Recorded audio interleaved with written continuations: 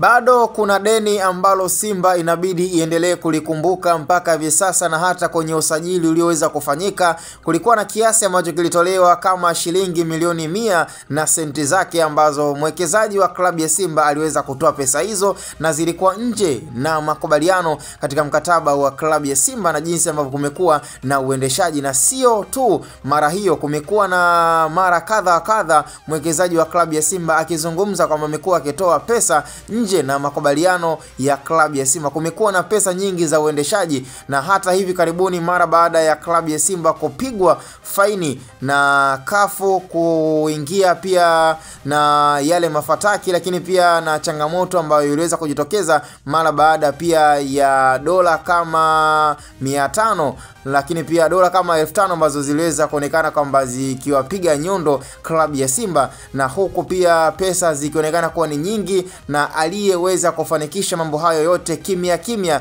na chini ni mwekezaji wa klabu ya Simba. Pesa ni nyingi zinazotoka nje na makubaliano ya klabu ya Simba, na huku yeye mwenyewe amekuwa akizungumza kwamba yani kuna wakati anakata tamaa kutokana kwamba haingizi chochote, japokuwa kuna wakati tunajiuliza kama asingekuwa anapata faida yoyote, na kama unavyojua kwa mfanyabiashara mkubwa kama yeye, sidhani kama angeendelea kubakia kwenye klabu ya Simba, na imani tu angetafuta biashara nyingine ya kuweza kuinvest, lakini mpaka ameendelea kubakia na kusalia kwenye klabu ya Simba, manake matunda na faida anaiona, ndo maana anaendelea kungangania. Japokuwa kweli kwa hizi pesa zinazotajwa ambazo ziko nje na makubaliano na klabu ya Simba, Maudeuji anazozitoa ni pesa za kweli, lakini tunashindwa kujua mfumo ambao unampatia faida mwekezaji wa klabu ya Simba, ambapo kumekuwa kidogo na ukimya, kumekuwa pia na kufumbwa macho kama bundi aliyekaa gizani. Yani unashindwa kuona